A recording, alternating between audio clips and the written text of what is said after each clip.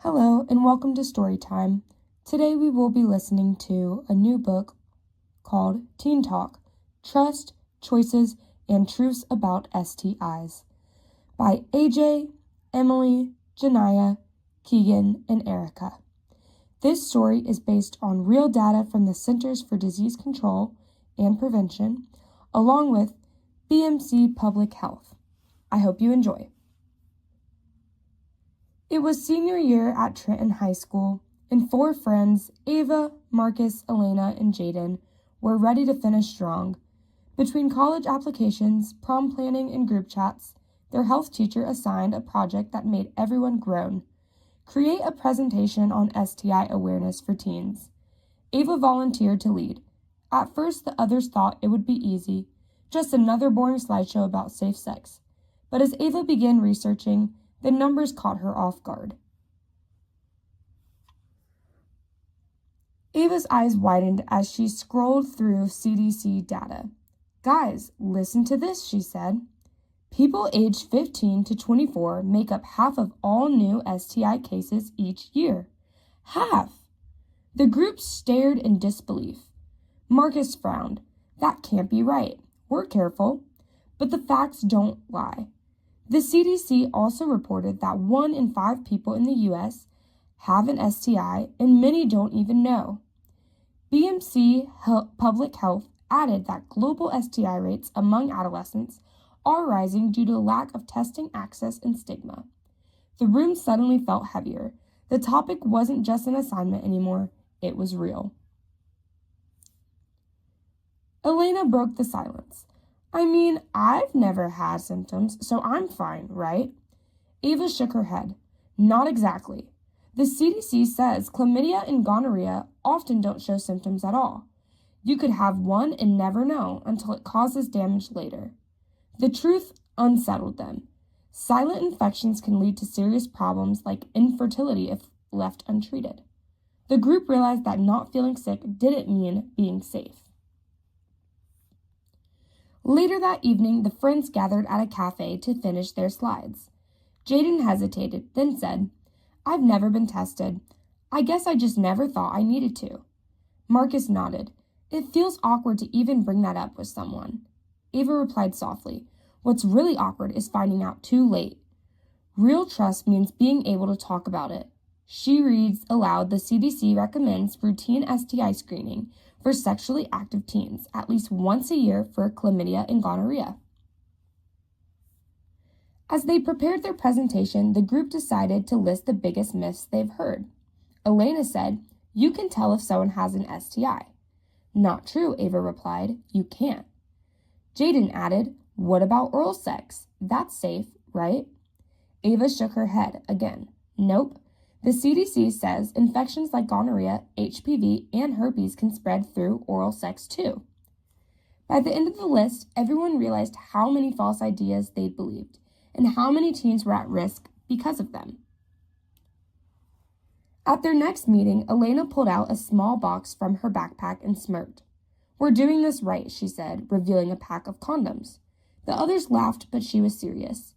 The group learned that when used correctly and consistently, condoms are 98% effective at preventing pregnancy and significantly reduce the risk of STIs. Still, the CDC warned that no method is perfect, like skin-to-skin infections like HPV or herpes can spread even without a condom. Combining methods like condoms plus vaccination offered the best protection. During her research, Ava discovered another important fact. The HPV vaccine could prevent cancers caused by the human papillomavirus, including cervical, throat, and anal cancers. The CDC recommends it for everyone up to age 26, ideally before becoming sexually active. "This isn't about being responsible," Ava said. "It's about staying healthy." For the first time, the friends saw vaccination as part of self-care and not just something for kids. A week later, Jaden got a text that made his stomach drop. It was from someone he had dated a few months earlier. "Hey, I just tested positive for chlamydia. You should get checked." His hands trembled. He felt embarrassed and scared. But then he remembered what Ava had said. Testing wasn't a punishment, it was responsibility. The next morning, he walked into the local clinic. At the clinic, a nurse spoke kindly. "You did the right thing by coming in. Testing is quick and private," she explained. "Most tests involve urine samples, swabs, or simple blood tests. They don't hurt, and results often come back within days." Jaden nodded, relieved to be treated like a normal patient, not judged. He realized that the hardest part had been his fear, not the test itself. When Jaden worried about his parents finding out, the nurse reassured him. Most states let teens consent to STI testing and treatment on their own. Everything here stays confidential. Knowing that gave him confidence. The CDC emphasizes that protecting teen privacy encourages testing and saves lives. When Jaden's results came back positive for chlamydia, the nurse explained that it was easily curable with antibiotics. He texted his ex to let her know so she could get treated too. She thanked him for being honest. Instead of feeling ashamed, Jaden felt responsible. He took his medication and made a note to get retested in 3 months, just like the CDC recommends. When the group finally presented their project, it wasn't just another health lecture. It was real. Jaden shared his experience anonymously, and the class listened closely. Ava concluded, "Knowing this stuff doesn't make you scared. It makes you strong. Because real love and real trust means taking care of yourself and each other." They ended their presentation with the data that had started it all. Chlamydia, 1.6 million cases reported in 2024, mostly among women aged 15 to 24. Gonorrhea, rates have doubled since 2010. Syphilis, rising fastest among young adults and pregnant women. HIV, still highest among youth aged 13 to 24, though preventable with testing and PrEP medication. According to BMC Public Health 2023, lack of awareness and limited sexual health education remain major barriers worldwide. These weren't just numbers anymore. They were warnings and opportunities for change.